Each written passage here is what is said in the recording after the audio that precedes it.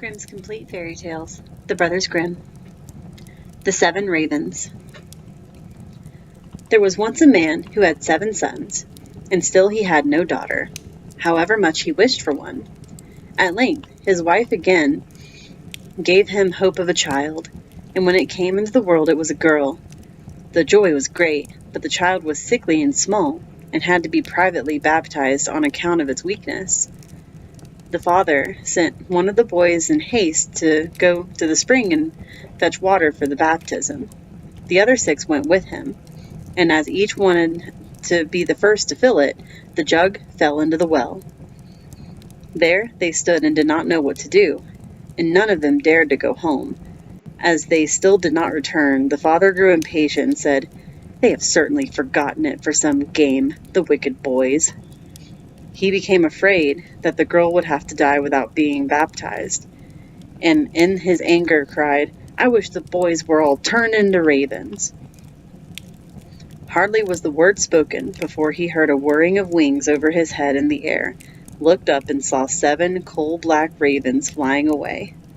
The parents could not recall the curse, and however sad they were at the loss of their 7 sons, they still, to some extent, comforted themselves with their dear little daughter, who soon grew strong and every day became more beautiful. For a long time she did not know that she had brothers, for her parents were careful not to mention them before.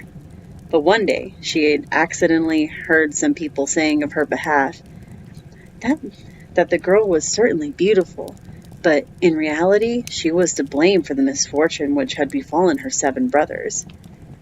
Then she was much troubled, and went to her father and mother and asked if it was true that she had had brothers, and what had become of them. The parents now dared keep the secret no longer, but said that what had befallen her brothers was the will of heaven, and her birth was not to blame. But the maiden took it to heart daily, and thought she must save her brothers. She had no rest or peace until she set out secretly, and went forth into the wide world to find her brothers and set them free, let it cost what it might. She took nothing with her but a little ring belonging to her parents as a keepsake, a loaf of bread against hunger, and a little water against thirst, and a little chair as a provision against weariness. And now she went continuously onwards, far, far, to the very end of the world. Then she came to the sun, but it was too hot and terrible, and devoured little children.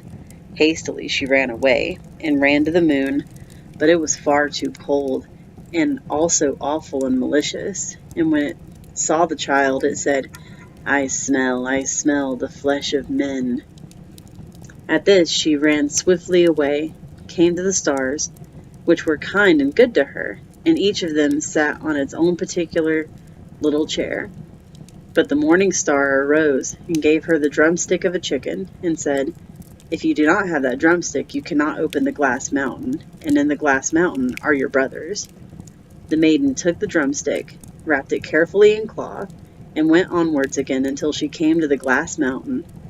The door was shut, and she thought she would take out the drumstick, but when she undid the cloth it was empty. She had lost the good star's present. What was she now to do? She wished to rescue her brothers, and had no key to the glass mountain. The good sister took a knife, cut off one of her little fingers, put it in the door, and succeeded in opening it. When she had gone inside, a little dwarf came to meet her, who said, "My child, what are you looking for?" "I am looking for my brothers, the 7 ravens," she replied. The dwarf said, "The Lord Ravens are not home, but if you will wait here until they come, step in." Thereupon the little dwarf carried the raven's dinner in on 7 little plates, and in 7 little glasses, and the little sister ate a morsel from each plate, and from each glass she took a sip. But in the last little glass she dropped the ring which she had brought away with her. Suddenly she heard a whirring of wings and a rushing through the air. The little dwarf had said, "Now the Lord Ravens are flying home." When they came and wanted to eat and drink, and looked for their little plates and glasses, then said one after the other, "Who has eaten something from my plate? Who has drunk out of my little glass? It was a human mouth." And when the seventh came to the bottom of the glass, the ring rolled against his mouth. Then he looked at it and saw it was a ring belonging to his mother and father, and said, "God grant that our sister may be here, and then we will be set free." When the maiden, who was standing behind the door watching, heard that wish, she came forth, and at all this the ravens were restored to their human form again, and they embraced and kissed each other and went joyfully home.